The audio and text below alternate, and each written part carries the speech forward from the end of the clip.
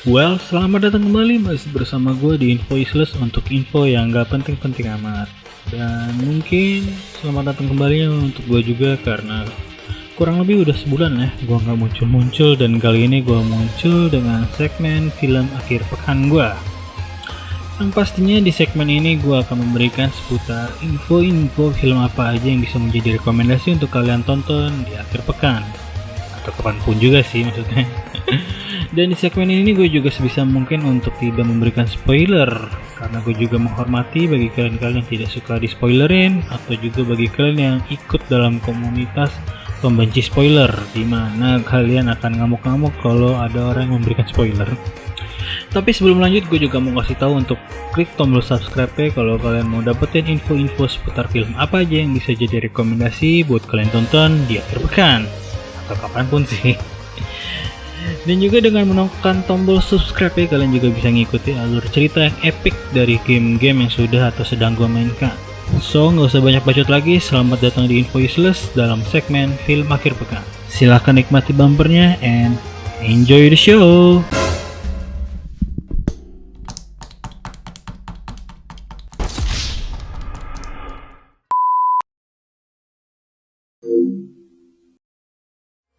So, judul film yang akan gue bahas kali ini adalah Extraordinary yang dirilis di tahun 2020 kemarin. Dan lagi-lagi ini merupakan sebuah film debutan dari para sutradaranya yang jadi menurut gue di masa depan nanti dengan banyaknya film debutan yang bagus-bagus kayak gini nih, berarti juga seharusnya kita nggak usah khawatir atau cemas kalau bakal kehabisan film-film yang sangat menarik untuk ditonton pastinya. Dan jujur gue mau cerita, sebenarnya pada saat awal-awal gue nonton film ini, sebenarnya gue tuh gimana ya, rada gimana gitu, karena sebenarnya mood gue pada saat itu memang lagi pengen dan sedang mencari nonton bergenre film-film horor. Tapi justru malahan gue dapet film yang kayak begini gitu loh. Tapi justru gue malah menikmati film ini karena film ini memang cocok banget buat ditonton. Jadi film keluaran Irlandia ini, jarang banget ya nonton film Irlandia, disutradari oleh Mike Ahern dan Enda Luckman, bergenre horror komedi, atau sebenarnya lebih tepatnya adalah komedi horror sih, karena konten komedi di dalam film ini tuh lebih banyak daripada horornya.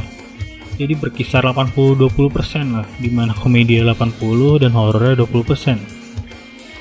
Dan sebenarnya film dengan genre-genre kayak gini tuh mengingatkan gue di tahun-tahun 2011-an awal lah, dimana saat itu wave tipe-tipe film kayak gini tuh banyak banget yang masuk dari negara tetangga kita, yaitu Thailand.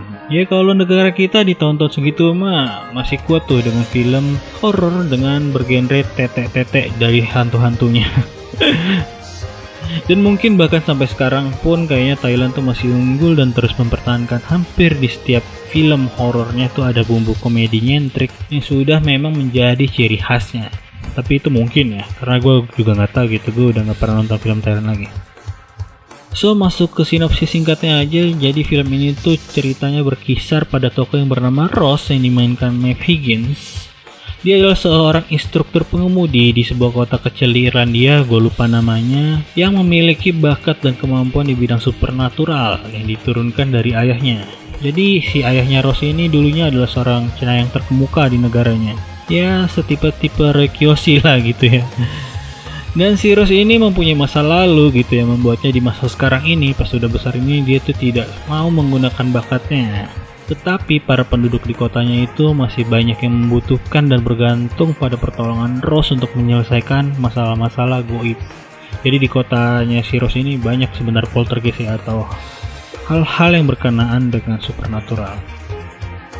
Dan di lain sisi gitu, di kotanya Ross itu juga ada pendatang yang bernama Christian Winter yang dimainkan oleh Will Forte.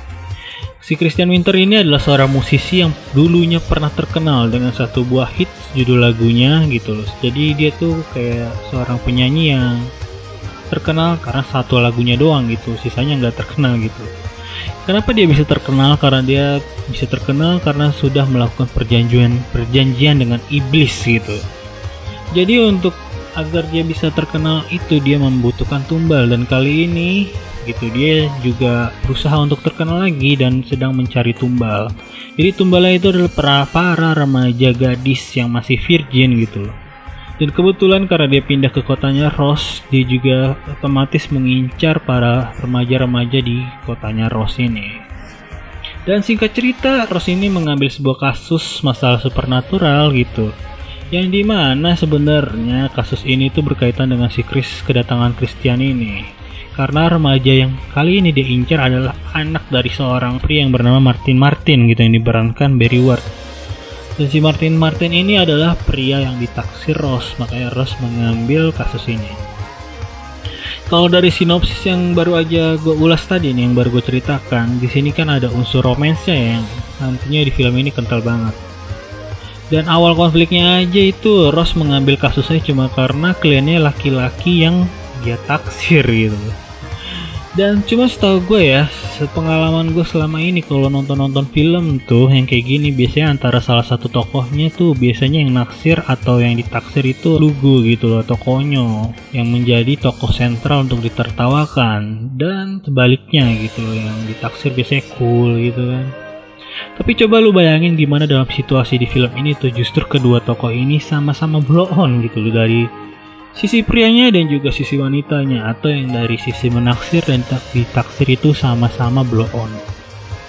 Dan pengembangan bonding antar pasangan konyol ini gitu juga dilalui dengan pengalaman-pengalaman yang kocak. Semisal kayak karena Rose ini cenayang, pastinya dia akan memberikan saran-saran atau cara-cara tertentu yang kocak pastinya itu untuk mengatasi hal berkenaan dengan makhluk halus.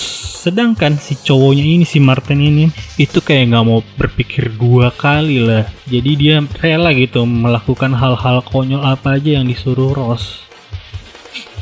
Dan di sisi lain gitu, si Christian, tokoh antagonisnya ini juga dibuat sosok yang kocak gitu lah. Meskipun tokohnya ini terkesan sangat cult gitu loh, atau apa ya, yang dia tuh kan karena penyembah setan gitu, harusnya kan yang misterius, terus merencanakan sesuatu yang jahat atau apa. Tapi justru di film ini tuh dibuat sosoknya adalah orang yang terbuka, ramah, polos juga gitu, kocak gitu, dan rasanya itu mustahil banget kalau ada orang yang bersifat seperti ini. Sifat aslinya itu jadi tokoh yang jahat gitu, lucu aja, jadi kocak gitu, jadi sebuah antitesis. Dan gue juga nggak menyangka ya, dengan memakai formula kocak gitu dari protagonisnya, ditambah kocak dari antagonisnya, dan plus kocak dari suportif karakternya ini, menjadikan sesuatu itu menjadi hal yang kocak sangat gitu. Atau maksud gue, karena dengan banyaknya karakter yang kocak ini tidak menjadikan film ini garing ya, atau berlebihan kocaknya, karena komposisinya entah kenapa bisa menjadi pas gitu dengan eksekusi dari director yang bagus ini gitu loh. Dan menurut gue ini juga menjadi angin segar aja gitu kalau ada film-film yang mirip film Thailand gitu, dengan konsep-konsep komedi yang nyentrik tapi ada khas-khas Eropanya gitu loh, barat-baratnya. Ini sebuah angin segar lah.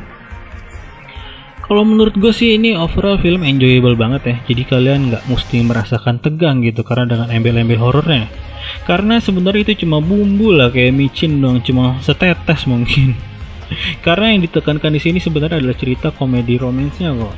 Jadi bagi kalian yang perempuan mungkin suka dengan film ini karena dengan genre komedi romansnya yang utama.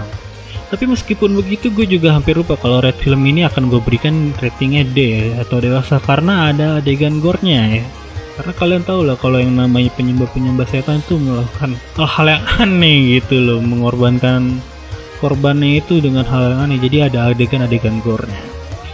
Dan juga namanya film komedi kan tidak mungkin anak-anak mengonsumsi film yang bergenre komedi, karena unsur-unsur komedi kan pasti ada yang subjektifikatif gitu loh, ada sesuatu yang disubjekkan dan diobjekkan gitu menjadi bahan tertawaan, dan itu juga belum cukup baik ya untuk dikonsumsi sama otak anak-anak yang kalian harus mendoktrinnya dengan yang baik-baik gitu.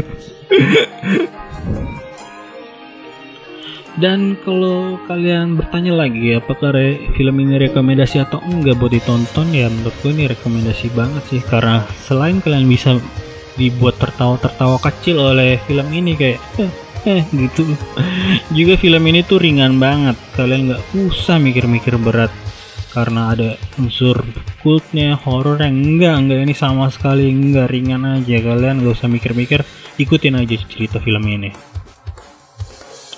Dan untuk skor sendiri, IMDb aja ngasih nilai skor di film ini 6,5 dari 10, dan Rotten Tomatoes cukup tinggi ya, ngasih rate film ini berkisar di 87%, dan sedangkan gue sendiri akan ngasih nilai 8 dari 9. So, ini film rekomendasi banget buat kalian tonton di akhir pekan bersama family, mungkin keluarga dan siapapun itu, kecuali kalau ada keluarga yang masih kecil, kalian perhatikan aja, gue sarankan jangan.